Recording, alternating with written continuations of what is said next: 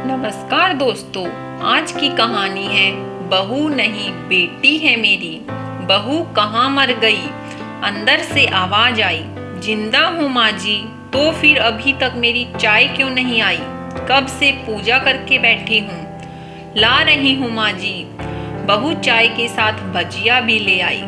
सास ने कहा, तला हुआ खिला खिला कर मारोगी क्या? बहू ने कहा, ठीक है माँ जी, वापस ले जाती हूँ। सास ने कहा, रहने दे, अब बना दिया है तो खा लेती हूँ। सास ने भजिया खाई और कहा, कितनी गंदी भजिया बनाई है तुमने। बहू, माँ जी मुझे कपड़े धोने हैं, मैं जाती हूँ। बहू दरवाजे के पास छिपकर खड़ी हो गई। सास भजिया पर टूट पड़ी और पूरी भजिया खत्म कर दी।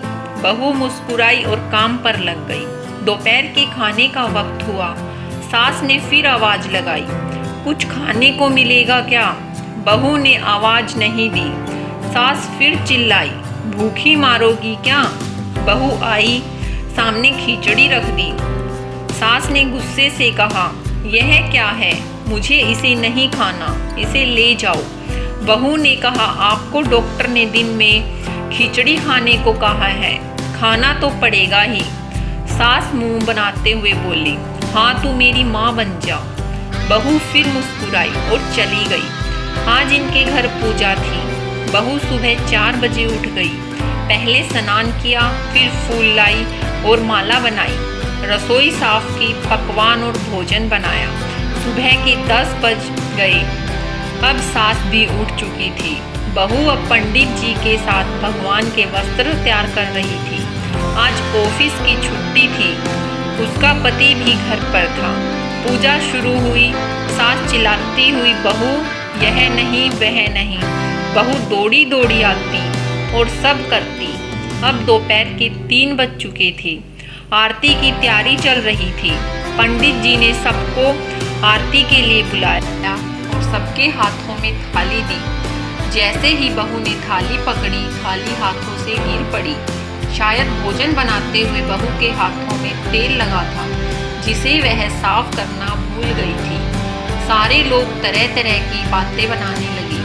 कैसी बहू है, कुछ नहीं आता, एक काम भी ठीक से नहीं कर सकती, ना जाने कैसी बहू उठा लाई, एक आरती की थाली भी संभाल नहीं सकती।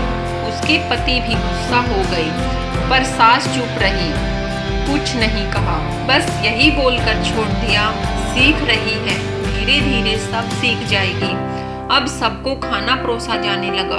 बहू दौड़ दौड़ के खाना देती, फिर पानी लाती। करीब 70 से 80 लोग हो गए थे।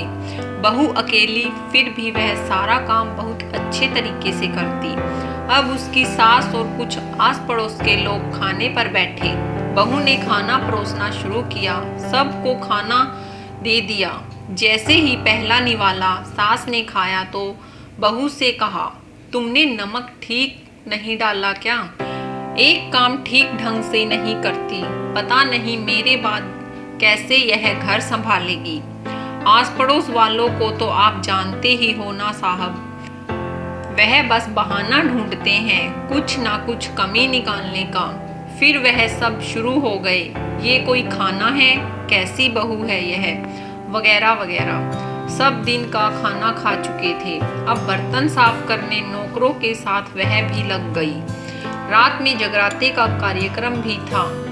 बहू 1-2 गीत गाने के लिए स्टेज पर चढ़ी। सास जोर से चिल्लाई, मेरी नाक मत कटवा देना, गाना नहीं आता तो मत गाना, वापस आ जा। बहू मुस्कुराई और गाने लगी। सब ने उसके गाने की तारीफ की। सास बोली, इससे अच्छा तो मैं गाती थी जवानी में, तुझे तो कुछ भी नहीं आता। बहू मुस्कुराई और चली गई। रात का खाना खिलाया जा रहा था। उसका पति और उसके दोस्त साइड में ही ड्रिंक करने लगे। उसका पति चिल्लाया, थोड़ा बर्फ लाओ, तो सास चिल्लाती, यहाँ दाल नहीं है। पति चिल्लाता, कोल्ड ड्रिंक नहीं है, पापड़ ले आओ। इधर उधर आखिर में उसके पति की शराब उसके एक दोस्त पर गिर गई और बोतल टूट गई। पति गुस्से में 2 थप्पड़ अपनी पत्नी को लगाते हुए कहता है, जाहिल कहीं की, देखकर नहीं कर सकती, तुझे इतना भी नहीं आता। सारे लोग देखने लगे। उसकी पत्नी रोते हुए कमरे की तरफ दौड़ी। फिर उसके दोस्त ने कहा, क्या यार, पूरा मूड खराब कर दिया। यहाँ नहीं बुलाया होता, हम कहीं और पार्टी कर लेते। कैसी अनपढ़ गंवार पत्नी है तेरी, उसे तो मेहमानों की इज्जत और काम करना तक नहीं आता। उन्हें तो हमारी बेइज्जती कर दी। अब आस पड़ोस की औरतों को और बहाना मिल गया था। वह कहने लगी, देखो क्या कर दिया तुम्हारी बहू ने, कोई काम की नहीं है। मैं तो कहती हूँ अपने बेटे की दूसरी शादी करा दो, छुटकारा पाओ इस गंवार से।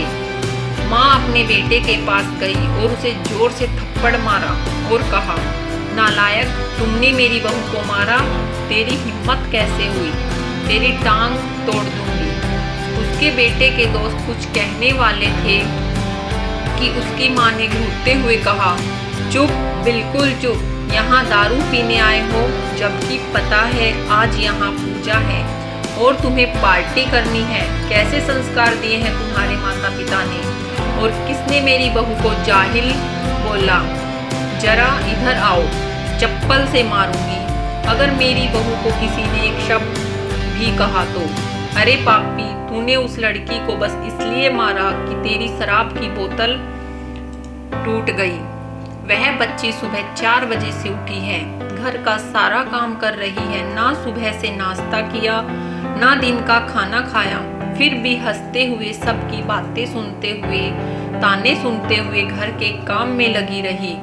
तेरे यार दोस्तों को अच्छी नहीं लगी, जूते से मारूंगी तेरे दोस्तों को, कभी उन्होंने ऐसा कहा।